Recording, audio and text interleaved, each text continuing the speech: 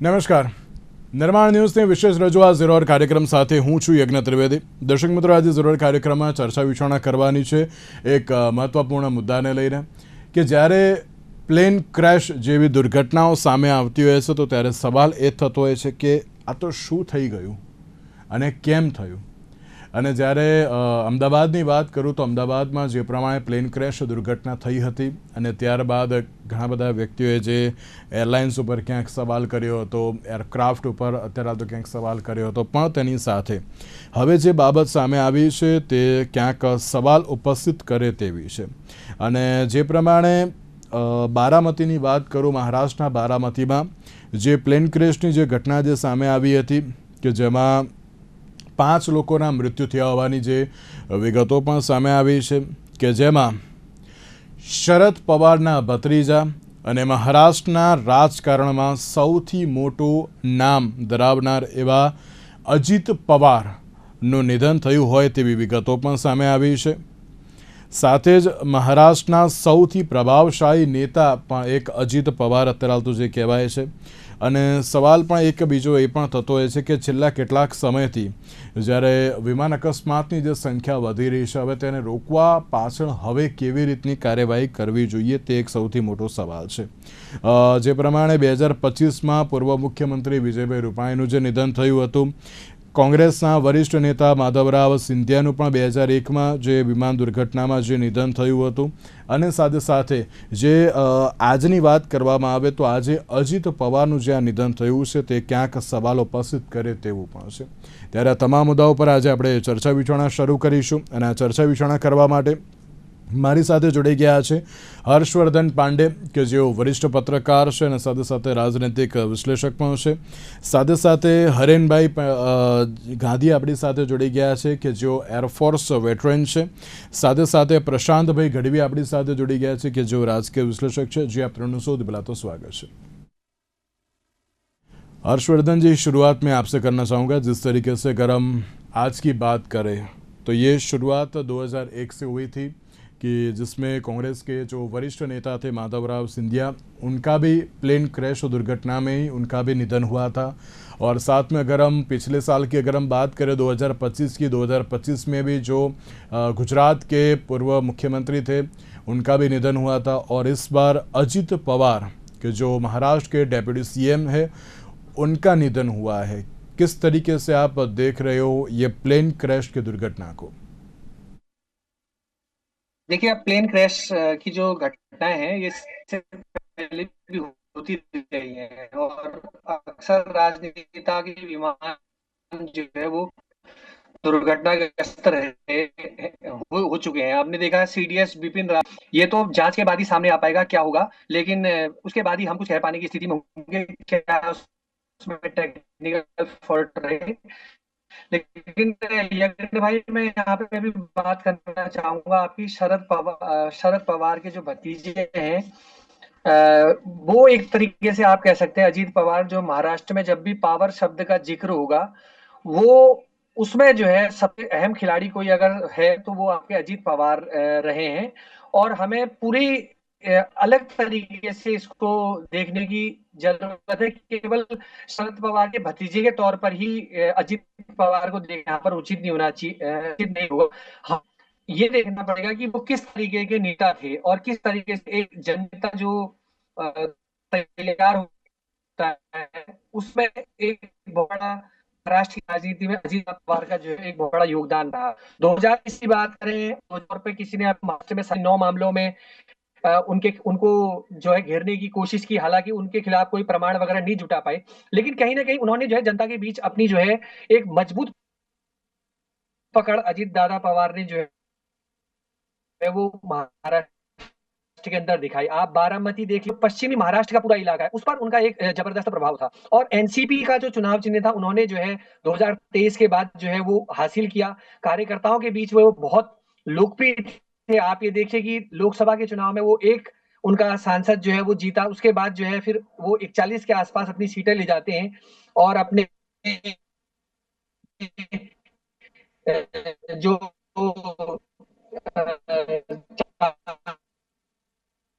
जी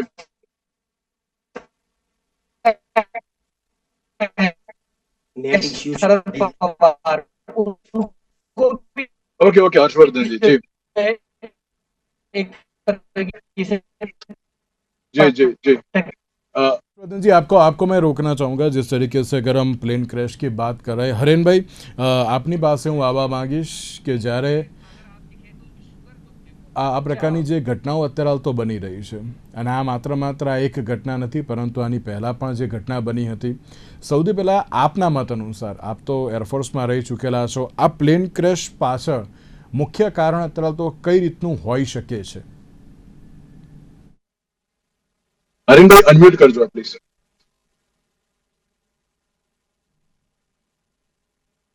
હરેનભાઈ unmute કરજો આપ. હરેનભાઈ, આપનો અવાજ નથી આવતો, મ્યુટ છો આપ. અનમ્યુટ કરો, અનમ્યુટ. જી જી, am I audible? જી જી જી જી જી જય હિન્દ. આ જે દુઃખદ ઘટના બધી છે, અને અજીત પવારજી જે મહારાષ્ટ્રના એક પોલિટિકલ ગેમ ચેન્જર કહેવાતા હતા, એમને આપણે ખોયા છે. અને આની આ જે એર ક્રેશ પાછળના કારણ, જે રિયલ કારણ છે, એ તો આપણે જ્યારે એનું ફ્લાઇટ ડેટા રેકોર્ડર આપણને મળશે, બ્લેક બોક્સ મળશે, અને એનું જે એનાલિસિસ થશે એના પછી જ આવશે. પણ જે પ્રમાણે પ્લેને ત્યાંથી ટેક ઓફ કર્યું છે, બોમ્બાર્ડિયરનું જે લિયર જેટ પ્લેન હતું, એણે ત્યાંથી ટેક ઓફ કરી અને બારામતી એરપોર્ટના એપ્રોચ સુધી એણે એકદમ પ્રોપર કામ કર્યું છે. પણ જ્યારે લેન્ડિંગ કરવા માટે જાય છે રનવે 11 ઉપર, અને ત્યારે ક્યાંક આ ડ્રીપ થયું હોય એવું લાગે છે. અને before it gets smoothly landed, smooth લેન્ડિંગની જસ્ટ પહેલા એ ક્યાંક ડ્રીપ થાય છે, અને પછી એ ક્રેશ થાય છે. અને ક્રેશના લીધે એનો જે ફ્યુઝલેજ, એટલે કે જે બોમ્બાર્ડિયર પ્લેનનો જે મેઇન ભાગ કહેવાય, કે જેની અંદર બધા પેસેન્જર બેસતા હોય છે, પાયલોટથી લઈને એની ટેલ સુધીનો, એ ટુકડાઓમાં ફેરવાઈ જાય છે, અને ઇમિડિયેટલી જબરદસ્ત આગ લાગે છે, અને બધા જ ભડથું થઈ જાય છે. એટલે આ કારણ એકમાં એવું હોઈ શકે કે સવારે 9:15 વાગ્યાનો સમય હતો એર ક્રેશનો. એ વખતે વિઝિબિલિટી કેટલી હતી એ હજુ એટલું ક્લિયર નથી થયું. એટલે વેધર વિઝિબિલિટી પ્રોપર હતી કે નહોતી એ એટીસીના રિપોર્ટ પરથી ખબર પડશે. નંબર 2, એઆઈબીબી જે છે, જે આ પ્લેન ક્રેશની આપણી જે ઓફિશિયલ બોડી છે, એણે દિલ્હીમાં આ જે સર્વિસ પ્રોવાઈડર હતા, એ બોમ્બાર્ડિયર પ્લેન જે વીએસએલ કંપનીનું હતું, ત્યાં આગળ જઈને ઓલરેડી આજે સવારે 90 મિનિટની પૂછપરછ કરી લીધી છે. એટલે ડેફિનેટલી આ પ્લેનના જે પણ મેન્ટેનન્સ રેકોર્ડ એ બધું હશે એ એમણે ત્યાંથી મેળવી લીધું હશે. પણ મને એવું લાગે છે કે ક્યાંક જો એરપોર્ટ, બારામતી એરપોર્ટના રનવે સુધી આ પ્લેન બરાબર પહોંચ્યું હોય, અને પછી જો જ્યારે ક્રેશ થયું હોય બહુ જ ઓછી હાઈટ પરથી, તો એના બે કારણ હોઈ શકે. એક, નંબર 1 ટેકનિકલ ખામી, કારણ કે પાયલોટ ક્યારે પણ જાણી જોઈને ભૂલ કરતો નથી. અને જ્યારે આવા હાઈ પ્રોફાઇલ વીવીઆઈપી લોકો માટે જ્યારે પણ પાયલોટ ચૂઝ કરવામાં આવે છે, તો એ માસ્ટર ગ્રેડ પાયલોટ હોય છે, એમને બહુ સારા કલાકોનો અનુભવ હોય છે, અને પછી જ આવી વીવીઆઈપીને જે ફેરી માટેની રિસ્પોન્સિબિલિટી એમને આપવામાં આવે છે. એટલે આનું મેઇન કારણ મને એવું લાગે છે કે નંબર 1 ટેકનિકલ, અને નંબર 2 ક્યાંક એપ્રોચ સમયે એના કંટ્રોલ બરાબર કામ ના કર્યા હોય, કે કદાચ હું કોઈને બ્લેમ કરવા નથી માંગતો, પણ ક્યાંક કદાચ પાયલોટનું મિસકેલ્ક્યુલેશન થયું હોય. અને જો આવું થયું હોય તો બની શકે, પણ પાયલોટના મિસકેલ્ક્યુલેશનની સંભાવનાઓ ખૂબ ઓછી છે. પણ આનું ટેકનિકલ કારણ એ જ આપણે શોધવાનું રહ્યું, અને એ ખરેખર બહુ ટૂંક સમયમાં જરૂર ખબર પડી જશે, કારણ કે ડીજીસીએ આની ઇન્ક્વાયરી બહુ રેપિડલી ચાલુ કરી દીધી છે. પણ હરેનભાઈ, બીજી એક બાબત એ પણ પૂછવા માંગીશ કે જે પ્રમાણે ત્યાંની જે વિગતો સામે આવી મહારાષ્ટ્રમાંથી, કે જે અમારા જે ત્યાંના જે લોકલ અત્યારે હાલ તો જે વરિષ્ઠ પત્રકારો છે, તેમણે એમ કહ્યું કે ક્યાંક અત્યારે હાલ તો પ્લેન ક્રેશ નહીં, પરંતુ રનવે ઉપર પ્લેન લપસી ગયું હોય તેવી પણ એક બાબત સામે આવી છે. આ લપસી જવું એને અત્યારે હાલ તો કઈ રીતે જોવું છે? એટલે કે શું થયું હશે એવું તો, કે ના અત્યારે હાલ તો આ રીતે પ્લેન ક્રેશ થઈ ગયું? ક્યાંક સવાલ એ પણ છે કે જ્યારે વિઝિબિલિટીની તમે વાત કરી, તો જે સીસીટીવી જે સામે આવ્યા હતા, અને સીસીટીવીમાં પણ ક્યાંક જોઈ શકાય છે કે ના વિઝિબિલિટી તો અત્યારે હાલ પ્રોપર હતી, પણ ક્યાંક પછી પરિસ્થિતિ થોડીક બગડી હોય તેવું પણ ક્યાંક સામે આવ્યું હતું. આપ તેને લઈને પણ શું કહેશો સાથે? આમાં બીજું એક એવું થાય કે આ જે ડ્રીપ થયું છે, એરફોર્સની અંદર અમે એક પ્રોસિજર ફોલો કરતા હોય છે, એફઓડી, જે ફોરેન ઓબ્સ્ટિકલ ડિટેક્શન કહેવાય છે ને, કે રનવેની ઉપર રનવે સિવાય બીજો એક નાનો શું કહેવાય કે મગના દાણા જેટલું પણ કંઈક હોવું ના જોઈએ. કારણ કે જ્યારે એરક્રાફ્ટ લેન્ડ કરે છે, પહેલા રિયર લેન્ડિંગ ગિયર ઉપર અને પછી ફ્રન્ટ લેન્ડિંગ ગિયર ઉપરથી લેન્ડ કરે છે, ત્યારે કોઈ પણ નાનો પથ્થર કે બીજો કોઈ પણ જો ઓબ્જેક્ટ આવે છે તો એ પ્લેનને ક્રેશ કરવાનું બહુ મોટું કારણ બની શકે છે. એટલે વેધર કે જે રનવે હતો એની પર કોઈ એવો ઓબ્જેક્ટ હતો જ્યારે પ્લેન લેન્ડ થતું હતું ત્યારે કદાચ કોઈ એવું ઓબ્જેક્ટ આવી ગયું હોય, એટલે એના રિયર લેન્ડિંગ વ્હીલ કે ફ્રન્ટ લેન્ડિંગ વ્હીલ, કારણ કે હજુ એટલું ક્લિયર નથી કે લેન્ડિંગ થયા પછી ડ્રીપ થયું છે કે લેન્ડિંગ વખતે યા તો લેન્ડિંગની જસ્ટ પહેલા.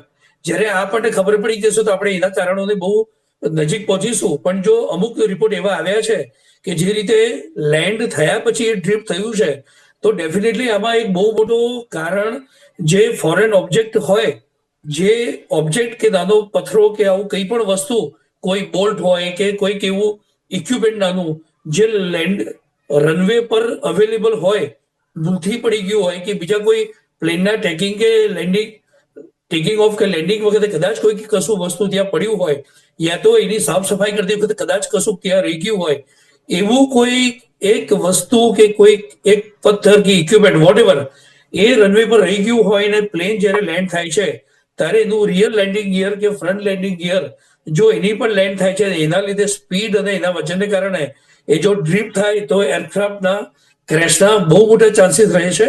એટલે હું માનું છું કદાચ જો લેન્ડિંગ વખતે આવું ડ્રીપ થઈ અને જો ક્રેશ થયું છે તો એનું એક કારણ આ પણ હોઈ શકે છે.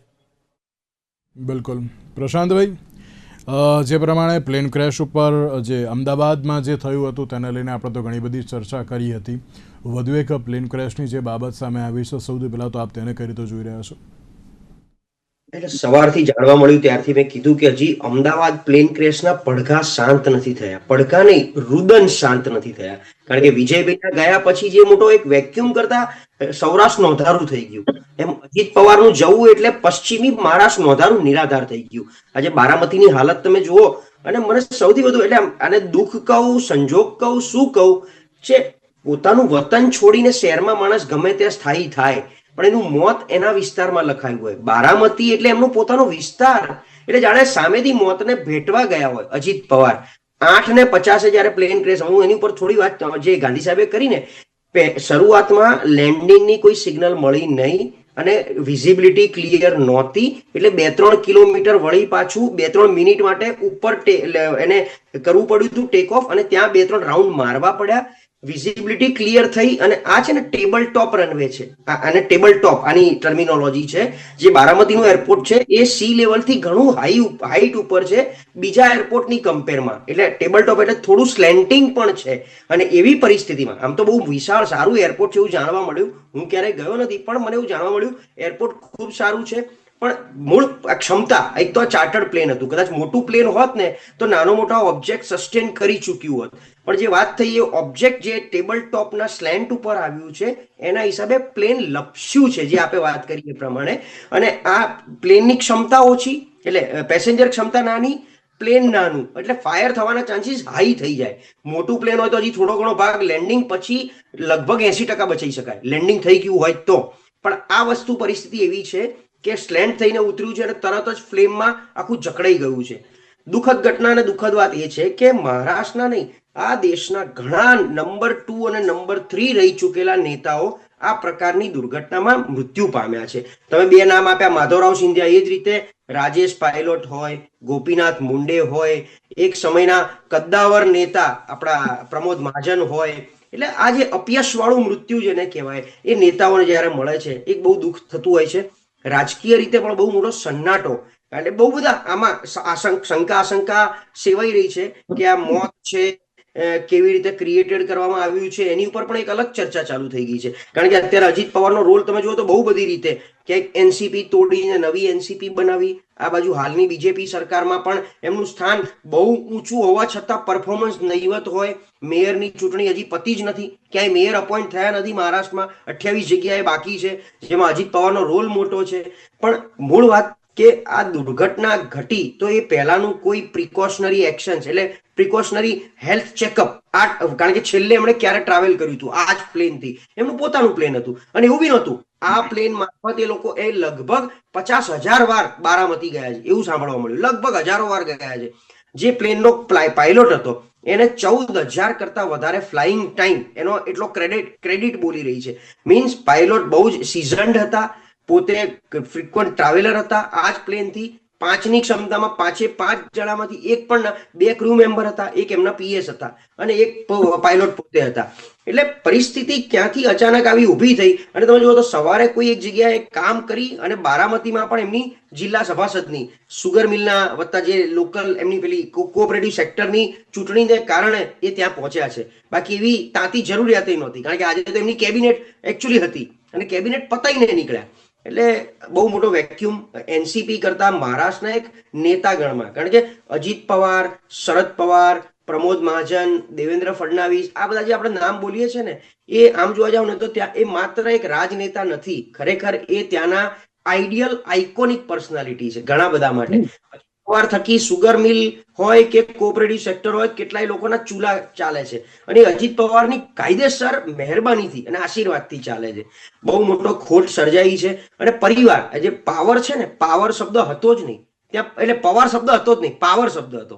અજીત પાવર, શરદ પાવર, એમ આ રીતે એક આઈડેન્ટિટી છે કારણ કે પાવરફુલ માણસો રહેલા છે અને પાવરમાં રહીને સહેજ બી એમણે એવો દંભ બતાવ્યો નથી. એમના બારામતીના વિસ્તાર તમે જુઓ અત્યારે બારામતી આખું ધ્રુસકે રડે છે. જ્યાં એમનું સબ મૂક્યું છે જે ઓફિસમાં, ત્યાંથી બહાર ગ્રાઉન્ડ પર તમારી નજર જાય એટલું આમ જેને ગ્રાઉન્ડ વિશાળ છે પણ એ ગ્રાઉન્ડમાં અત્યારે પગ મૂકવાની જગ્યા નથી. હજી કાલે સવારે 11 વાગે એમને દેહાંતને પાર્થિવ દેહને અંતિમ સંસ્કાર કરવાના છે, ત્યારની પરિસ્થિતિ શું હશે એ કદાચ હું ને તમે કલ્પી પણ નથી શકતા.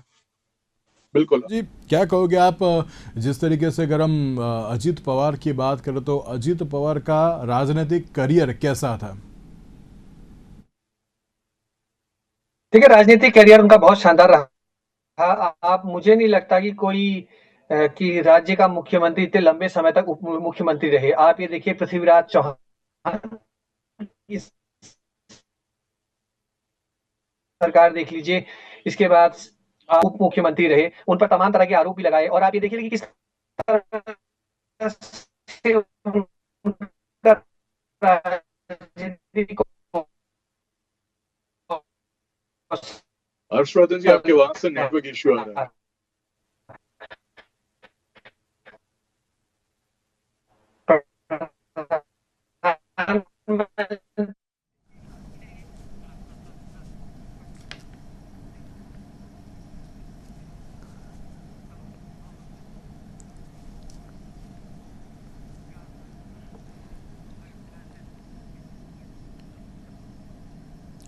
બિલકુલ, એક બાજુ ક્યાંક સવાલ એ જ જોવા મળતો હોય છે કે જ્યારે આટલી મોટી અત્યારે તો જો શક્તિ હોય તો હવે સવાલ પણ એ છે કે હવે આગામી સમયમાં હવે કઈ રીતની પરિસ્થિતિ જોવા મળશે તે પણ એક સવાલ જોવા મળતો હોય છે. પણ તેની સાથે જ્યારે આપણે અજીત પવારની વાત કરીએ તો અજીત પવાર કે જે ઘણું મહત્ત્વનું જે એમ કહેવાય ને કે જે ચહેરો હતો તેવું પણ જોવા મળતું હતું અને સાથે સાથે હવે જોવાનું એ રહ્યું કે હવે નેક્સ્ટ શું તે પણ લઈને પણ એક સવાલ જોવા મળતો હોય છે. પ્રશાંતભાઈ, આપની પાસે જ ફરી એકવાર હું આવીશ કે જ્યારે અજીત પવારની વાત કરીએ, તમે જે રીતે કહ્યું કે અજીત પવાર એ માત્ર કોઈ એક નેતા કે નતા પણ દરેક લોકોના મનમાં તેઓ હતા. આજે સવારે પણ જ્યારે ખબર પડી 8 કલાકને 47 મિનિટની આસપાસ જ્યારે આ પ્લેન ક્રેશ થયું અને તે સમયે ખબર પડી કે ના આ બહુ એટલે બહુ ક્યાંક કપરી પરિસ્થિતિ પણ છે. પણ પ્રશાંતભાઈ, એક જ સવાલ આમાં જોવા મળતો હોય છે કે શું આ અકસ્માત અત્યારે તો જે થયો અને હવે મહારાષ્ટ્રનું શું, હવે ડેપ્યુટી સીએમ તો પછી પણ હવે અજીત પવાર અને સાથે સાથે શરદ પવારની પણ કોઈ પણ હજુ સુધી પ્રતિક્રિયા સામે આવી નથી. તેના લઈને પણ આપ શું કહેશો? આ ઘટના ઘટી પછી લગભગ બધો મેળાવડો ત્યાં શરૂ થઈ ગયો હતો. શરદ પવાર પણ એમના પત્ની સાથે તરત જ પહોંચી ગયા. ત્યારબાદ સુપ્રિયા સુલે એટલે આખો પરિવાર ધીરે ધીરે પહોંચવા માંડ્યો હતો. હવે શરદ પવારનું એટલા માટે કે આમ જોવા જાઓ તો આપણે પહેલા દિવસથી કહીએ છીએ જ્યારે પહેલી વાર અજીત પવારે સવારે 6 વાગ્યે દેવેન્દ્ર ફડણવીસને વિશ્વાસમાં લઈ અને શપથવિધિ લીધી અને એ પોતે ડેપ્યુટી સીએમ બન્યા, તો શું આ શરદ પવારની જાણ બહાર હોઈ શકે? આવી રીતે અચાનક અંધારામાં થાય અને અજીત પવાર આટલી હિંમત, પણ એ લોકોનું એક પાવર પોલિટિક્સ જેને કહેવાય ને, ફેમિલી પોલિટિક્સ એ ટાઈપનું છે. એ પછી પાછું અજીત પવારનું પાછું આવવું, ત્યારબાદ વળી પાછું આખો મોરચો લઈને પાછું ભાજપમાં જઈને આખો રાષ્ટ્રવાદીનું ચિહ્ન લઈ લેવું. આ લેવલની જ્યારે આખી રાજનીતિ થતી હોય, શરદ પવાર માટે સૌથી મોટું એક જ હતું કે who is next after Sharad Pawar. તો સુપ્રિયા સુલેને બહુ બધી રીતે જોઈ રહ્યા હતા, જે કદાચ અત્યાર સુધી એ પ્લેટફોર્મ એમને મળી નથી શક્યું, પ્રોવાઈડ નથી થઈ શક્યું. તેમ છતાં ઠીક છે, પોતે ચૂંટણી તો લડ્યા છે, લોકસભાના મેમ્બર, રાજ્યસભાના મેમ્બર રહ્યા છે. એટલે હવે એનસીપી અજીત પવારનું શું થશે એ આપણને ખબર નથી. આમ તો નંબર 2 પ્રફુલ્લ પટેલ છે, આપણે સૌ જોઈએ છે. આ બાજુ શરદ પવારની પાર્ટી ઓલમોસ્ટ ધરાશયી થઈ રહી છે, ઓલમોસ્ટ જેમ શિવસેના ઉદ્ધવ ઠાકરે થઈ રહી છે એ જ રીતે આ બાજુ પણ છે. હવે રાજકીય રીતે ગણિત શું મંડાય છે એ મને લાગે છે હજી અત્યારે કંઈ પણ કહેવું થોડું પ્રી મેચ્યોર છે, કારણ કે અજીત પવાર ડેપ્યુટી સીએમ હતા અને હું તો ઘણા સમયથી કહેતો હતો કે મહારાષ્ટ્રમાં ચૂંટણી ગમે ત્યારે થાય, પરિણામ ગમે તે આવે, પણ ડેપ્યુટી સીએમ અજીત પવાર હશે. પ્રશાંતભાઈ, અજીત પવારને આપણે ડેપ્યુટી સીએમ તરીકે તો જોઈએ છીએ, પણ તેની સાથે સાથે એમ કહેવાય ને કે એક રાજનેતા તરીકે પણ અત્યારે તો તે પ્રસ્થાપિત થયા હતા. ત્યાં જે પ્રમાણે બારામતીમાં જે દરેક લોકો હાજર થયા હતા, દરેક લોકોમાં જે એક ધ્રુસકે ને ધ્રુસકે રડતા હતા, અને એ લોકો એમ જ કહે છે કે દાદા હવે રહ્યા નથી, હવે અમારું શું, એક એવી પણ બાબત જે જોવા મળી હતી. આપ તેને પણ કઈ રીતે જુઓ છો? યજ્ઞભાઈ, હિરેનભાઈ, એવી રીતે અજીત દાદા પવાર થી ઉલામણા નામથી, અને અજીત દાદા તમે આપણે ઘણીવાર દેવેન્દ્ર ફડણવીસના મોઢે વિરોધ પક્ષ તરીકે બહુ સાંભળ્યું હતું, અજીત દાદા પવાર આમ ને તેમ ને, વધતા એમના ઉપર ઘણા બધા આક્ષેપો થયા. એ આટલું બધું થયું, એમના દીકરા પાર્થ ઉપર પણ આંગળી ચીંધાણી, તો ત્યાંની જનતાએ ક્યારેય એને નેગેટિવલી નથી લીધું.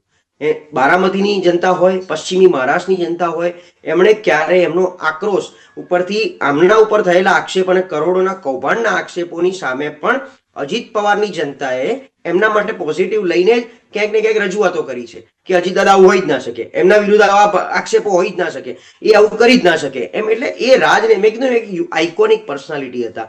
અને આપણે જૂના સમયના એક પોલિટિક્સ જે મૂવીમાં પણ જોયેલા છે કે કોઈ એક રાજનેતા બની ગયા હોય, એની પાછળ એની જનતા, જેમ જે તે વખતે કરુણાનિધિ તામિલનાડુમાં અમ્મા, જયલલિતા અમ્મા તરીકે ઓળખાય, જ્યારે એનું નિધન થાય ત્યારે કેટલાય લોકો સુસાઇડ કરવા નીકળી જાય રોડ ઉપર અમ્માની પાછળ. એમ એ પ્રકારના લોકોની એક આત્મીયતા હોય છે, એ નેતા સાથેની આત્મીયતા હોય છે, એ નેતા સાથેનો ગરોબો કરતા એ નેતાને જે લોકો ભગવાન માનતા હોય છે. અમારા માટે તો આ જ ભગવાન નથી હોતા. ઘણા લોકોએ તમે જોયું છે, ઇવન નરેન્દ્ર મોદી માટે લોકો મંદિર બનાવવાની તૈયારી કરતા હોય છે ક્યાંક ને ક્યાંક, કે ભાઈ મોદી સાહેબ પ્રત્યે અમને એટલું બધું માન સન્માન રિસ્પેક્ટ છે. એ જ રીતે અમુક રિમોટ પ્લેસ ઉપર નાના એવા રજવાડા જેવા ક્ષેત્રમાં આવા નેતા જન્મ લેતા હોય છે, અને એ નેતા બખૂબી રાજા ધર્મ પણ નિભાવતા હોય છે. એમાંના જ એક રાજા, અને મેં કીધું અજીત પવાર, શરદ પવાર, ઉદ્ધવ ઠાકરે, બાલા સાહેબ ઠાકરે, આવા કંઈક નામ, પ્રમોદ મહાજન, આપણે અમદાવાદમાં નહોતા સાહેબ, હરેન પંડ્યા ગુજરી ગયા ત્યારે અમે એ વખતે બહુ નાના હતા ને ગયા ને, લોકો દૂર દૂરથી રોતા આવે, પછી પૂછીએ ત્યારે ખબર પડે કે હું તો જીવનમાં એક જ વાર મળ્યો છું કે મળી છું, પણ હું એક વાર આવી અને મેં એક પ્રશ્ન મૂક્યો અને સાહેબે આમ એનું પ્રશ્ન સોલ્વ કરી નાખ્યો હતો. એટલે આવા ઘણા કામ એ લોકો જનતાના સેવક તરીકે કરતા હોય છે, જે આ જીવન અમર રહેતા હોય છે. હરેનભાઈ, એક બાબત એ પણ કે જ્યારે આ જે પ્લેન ક્રેશની જે દુર્ઘટના સામે આવી, એટીસી બારામતી દ્વારા પણ જે એક સ્ટેટમેન્ટ જે બહાર પાડવામાં આવ્યું હતું ને તેમના દ્વારા કહેવામાં આવ્યું કે જ્યારે આ પ્લેન લેન્ડ થયું, એટલે કે 8 કલાકને 47 મિનિટની આસપાસ જ્યારે પ્લેન લેન્ડ થયું, ત્યારે સૌથી પહેલી વાર પૂછવામાં આવ્યું હતું કે શું અમે લેન્ડ કરીએ? તો ત્યારે વિઝિબિલિટીને લઈને ક્યાંક સવાલ કરવામાં આવ્યો હતો, ત્યારે ના પાડવામાં આવી હતી કે ના, વિઝિબિલિટી પ્રોપર નથી. અને એ વખતે એટીસી દ્વારા એમ પણ કહેવામાં આવ્યું કે ગો અરાઉન્ડ, એટલે કે તમે ફરી એકવાર અત્યારે તો ઉપર ચક્કર લગાવતા રહો, પછી જ્યારે પ્રોપર દેખાય ત્યારે અત્યારે તો તમે પ્રોપર વિઝિબિલિટી હોય ત્યારે લેન્ડ કરી દો. ત્યારે ફરી એકવાર પણ જ્યારે ગો અરાઉન્ડ, એટલે કે જ્યાં ફરીને પાછું આવ્યું પણ પછી પણ વિઝિબિલિટી પ્રોપર થઈ ગઈ હતી. તો હવે કઈ રીતનું કારણ હોઈ શકે? કારણ કે પહેલાં ચલો નહોતું વિઝિબિલિટી, પણ હવે છે. પણ સવાલ એ પણ છે કે જે સીસીટીવી જે સામે આવ્યા હતા ને તેમાં પણ બ્લાસ્ટ દેખાય જે બહુ પ્રચંડ હતો, અને એ વખતે વિઝિબિલિટી પણ ક્યાંક પ્રોપર હતી તેવું પણ ક્યાંક જોવા મળતું હતું. તો હરેનભાઈ, આની પાછળની અત્યારે તો બાબત શું હોઈ શકે?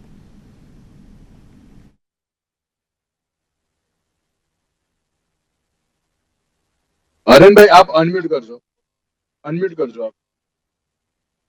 જી ફર્સ્ટ જ્યારે એપ્રોચ કર્યો એરપોર્ટે અરાઉન્ડ 8:30 એ વખતે ક્રૂ એટલે કે પાયલોટે જાતે ત્યાં એટીસી ને મેસેજ આપ્યો હતો કે રનવે નોટ ઇન સાઇટ, એટલે રનવે દેખી શકાતો નથી. બરાબર છે. એટલે પછી એટીસી તરફથી એમને ગો અરાઉન્ડ નું સિગ્નલ મળ્યું. એ લોકો પાછા એક રાઉન્ડ માર્યું અને ફરીથી કરીબ 8:43 ની આસપાસ ફરીથી જ્યારે સેકન્ડ એપ્રોચ કરવા લાગ્યા ત્યારે ક્રૂએ વિઝિબિલિટી છે એવું કન્ફર્મેશન આપ્યું હતું. અને એ પછી જ્યારે લેન્ડ કરવા જાય છે, બરાબર છે, અને એ વખતે લેન્ડિંગ ક્લિયરન્સ મળી જાય છે એટીસી તરફથી, કારણ કે ક્રૂ તરફથી એ લોકો ક્લિયર હતા. પણ જ્યારે ખરેખર વિથિન 1 મિનિટ જ્યારે લેન્ડ થાય છે ત્યારે આખું એરક્રાફ્ટ ક્રેશ થઈ જાય છે. એટલે મને એવું લાગે છે, જોકે જે કેપ્ટન સુમિતજી હતા એમની પાસે 16,000 કલાકનો ફ્લાઇંગ એક્સપિરિયન્સ હતો. એમની જોડે બીજા પણ એક લેડી પાયલોટ હતા, એમનો પણ સારો એક્સપિરિયન્સ હતો. એટલે એકચ્યુઅલી ભૂલ થવાની ચાન્સીસ ઓછી હોઈ શકે, પણ માણસ માત્ર ભૂલને પાત્ર એવું કહેવાય છે.